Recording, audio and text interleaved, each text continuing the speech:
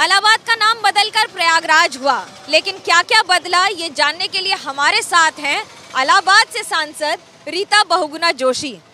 लंबी पारी खेल ली है अपनी राजनीति में, लेकिन आज हम इन्हें ई रिक्शा पर लेकर निकले हैं ये जानने के लिए कि जनता के मुद्दों से कितना सरोकार रखती हैं और इस बार के मुद्दे चुनाव में क्या लेकर जाएंगी जनता के पास। देखिए, हम तो हमेशा से ज़मीनी रहे क्योंकि मेरे माता पिता ज़मीनी थे और मैं तो यूनिवर्सिटी तक रिक्शे में ही घूमी जबकि मेरे पिताजी मंत्री होते थे। तो ग्राउंडेड होना सबसे बड़ी सफलता होती है और मैं सोचती हूँ जो प्रयागराज के लोगों का मुझे प्यार मिलता है और जो मुझे सम्मान मिला है वो इसी वजह से मिला है कि मैं उनमें से एक हूँ, मध्यम वर्गीय महिला हूँ, सरल हूँ। तो ये है। अब जहाँ तक प्रयागराज का प्रश्न है, प्रयागराज की सांस्कृतिक धरोहर, यहाँ की विद्वता, यहाँ के राजनीतिक योगदान राष्ट्र को, ये बहुत मूल्यवान है। और आज भी अगर सांस्कृतिक धरोहर के रूप में देखा जाए तो प्रयागराज का सर्वोच्च नाम है। लेकिन साथ ही साथ न्याय का यहाँ पर पीठ भी है। लोगों की जो चिंतन है, सोच है, वो 21वीं सदी में बदल रही है। और इधर जो लोगों का हो गया था कि प्रयागराज अब एक मृतक जिला हो गया, शहर में कुछ नहीं है। पिछले 5 साल में जब पहली बार कुंभ का आयोजन 2019 में 18 में किया गया, तब से लोगों का परसेप्शन बदल गया। फ्लाईओवर, सड़कें, पानी, बिजली, इतना ज़्यादा विस्तार हुआ कि लोग जान गए कि हाँ, मोदी और योगी सरकार इंफ्रास्ट्रक्चर के डेवलपमेंट में विश्वास करती है। रीता जी, विश्वास तो करती है, आप एक महिला हैं, घर चलाती होंगी। महंगाई का जो हाल है उसे कैसे देखती हैं? देखिए, महंगाई हमेशा ऊपर और नीचे होती रहती है, लेकिन आज 80 करोड़ हमारे देश की जनता को मुफ्त अनाज वितरण हो रहा है और वो इससे भी हो रहा है क्योंकि कोरोना काल में हालात अच्छे नहीं थे। तो ये दुनिया की सबसे बड़ी अन्न योजना अगर चल रही है तो भारतवर्ष में चल रही है। सब्जियों के दाम ऊपर नीचे हुए क्योंकि बरसात में हमेशा ऐसा होता है, लेकिन अब देखिए धीरे धीरे दाम नीचे आ रहे हैं। तेल को लेके लोग चिंतित थे, तो पेट्रोलियम प्रोडक्ट्स के ऊपर भी आपने देखा कि गवर्नमेंट ने अब अपने जो रिजर्व्स हैं उनको हम लोगों ने अब रिलीज़ करने का निर्णय लिया है। ओपेक, जो विश्व में सबसे बड़ी संस्था है तेल की, उसने पूरी दुनिया को अपने चंगुल में रखा। रैंडम दाम बढ़ाते चले गए। अब हम अपने प्रगति को नहीं रोक सकते, हम विकास के कार्यों को नहीं रोक सकते, तो इसलिए हम कुछ समय के लिए सब्सिडी नहीं दे पाए, लेकिन अब हम बैलेंस आउट कर रहे हैं और तेल के दाम गिर रहे हैं। यूपी में तो सवाल उठा था कि कोविड में राज्य सरकार पूरी तरह विफल रही है।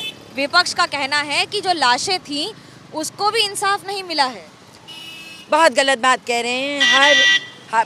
कोविड में जितना अच्छा मैनेजमेंट यूपी ने किया, किसी ने नहीं किया। सबसे कम यहाँ पर मृत्युदंड रहा कोविड के दौरान। और खुद संयुक्त राष्ट्र संघ ने कहा कि उत्तर प्रदेश का मैनेजमेंट बहुत अच्छा था।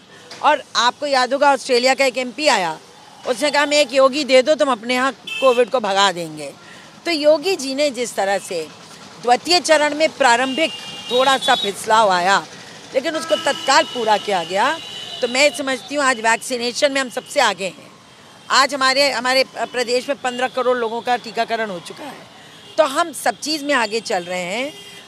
मैं समझती हूँ कि अगर कोविड का इतिहास जब लिखा जाएगा तो उत्तर प्रदेश का मैनेजमेंट मिसाल के रूप में लिया जाएगा। जब विकास का इतना काम हुआ है तो फिर हर बार धर्म को लाने की क्या ज़रूरत पड़ जाती है?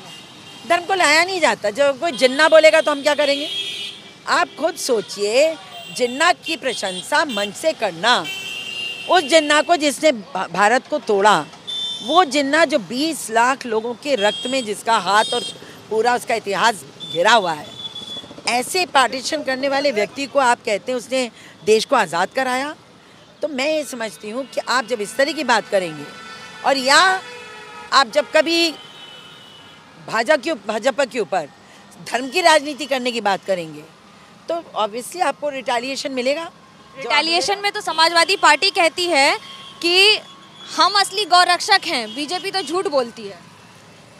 देखिए, गौ रक्षा तो हमारे संविधान में था, लेकिन उत्तर प्रदेश में किस तरह से स्लॉटर हाउसेस थे, किस तरह से खुलेआम नरसंहार गाय का होता था, ये किसी से छिपा हुआ नहीं है।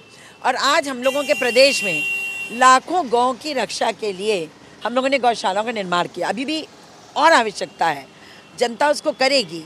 लेकिन आप राम मंदिर का बताइए, सबने कहा यहाँ राम मंदिर नहीं होना चाहिए, सबने कहा, किसी ने कहा ये तो इतिहास ही नहीं है, ये तो राम कभी कोई थे ही नहीं, तरह तरह की बात करी। और आज सब कह रहे हैं, आज एक पार्टी कह रही है कि हमको सत्ता में लाओ, हम सबको मुफ्त में राम मंदिर दिखाने ले चलेंगे। वो पार्टी जो कभी जाती नहीं थी, आज उनके जो महासचिव हैं वो जाके वहाँ नतमस्तक हो रही हैं। जो इसका भी निकल रहा है जुलूस, आज राम मंदिर से निकल रहा है। तो आखिर आपने विश्वास कर लिया, 120-30 करोड़ लोगों की आस्था का केंद्र, आपने उसको झुटलाया था और आज आप खुद नतमस्तक हुए हैं, तो समझ लीजिए। पूरे विपक्ष की बात करें तो कांग्रेस, समाजवादी पार्टी, बसपा और बाकी घटक दल, कौन सबसे बड़ा खतरा है बीजेपी के लिए? मैं बार बार आपसे कहती हूँ, खतरा कोई नहीं है।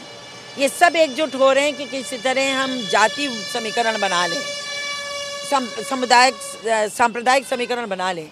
लेकिन भारतीय जनता पार्टी को अपने पे विश्वास है, हमें अपनी लीडरशिप पे विश्वास है। मोदी योगी में पूरा प्रदेश और देश विश्वास करता है। कोई सर्वे होता है, कौन अच्छा मुख्यमंत्री होगा? मोदी योगी। कौन अच्छा प्रधानमंत्री होगा? मोदी। यही जवाब निकल के आता है। हमारी लड़ाई अपने से है, हमको 325 के नीचे नहीं आना। तो हमारा जितना प्रयत्न आप देख रहे हो, यह सब 325 के ऊपर जाने का है। और हमारा कोई झगड़ा नहीं, किसी कोई हमें छू भी नहीं पाएगा।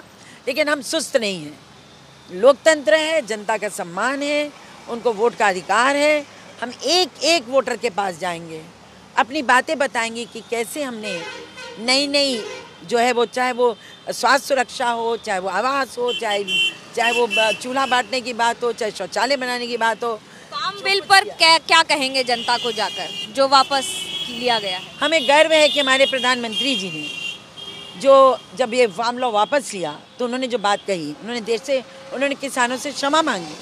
इसलिए मांगी कि अगर हम पहले आपको अपनी बात समझा लेते तो शायद विपक्ष की जो पार्टियां हैं वो आपका इस्तेमाल ना कर पाती राजनीति के लिए।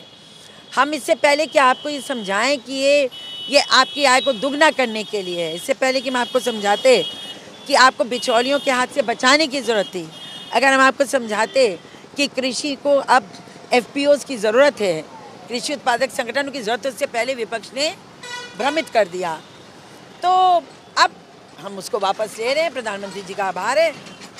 आगे जनता जैसा किसान चाहेंगे उनसे वार्ता करेंगे और फिर आगे बढ़ेंगे। आखिरी सवाल, 3 बड़े मुद्दे जिनको लेकर इस बार मैदान में उतरेगी आपकी पार्टी? हमारा मुद्दा तो सिर्फ विकास है। उत्तर प्रदेश को प्रदेश का प्रथम प्रदेश बनाना है। हम लोग 7वें नंबर पर थे 2017 में, आज हम दूसरे नंबर पर विकास के दर में हैं। हमको पहला आना है। दूसरा, केंद्र सरकार की 44 योजनाओं में हम प्रथम हैं। हम चाहते हैं जितनी योजनाएं हैं सब में हम प्रथम हो जाएं। 3, अधिक से अधिक निवेश लाके हम रोजगार को बढ़ाएं, जिसमें सूक्ष्म मध्यम उद्योग और हमारे जो हैं लघु उद्योग, इनको हम आगे बढ़ाएं। लघु रोजगार की तो बात है, लेकिन महंगाई की वही मार है। कैमरा पर्सन सूरज पांडे के साथ मनोज्ञा लोईवाल, प्रयागराज, ABP न्यूज।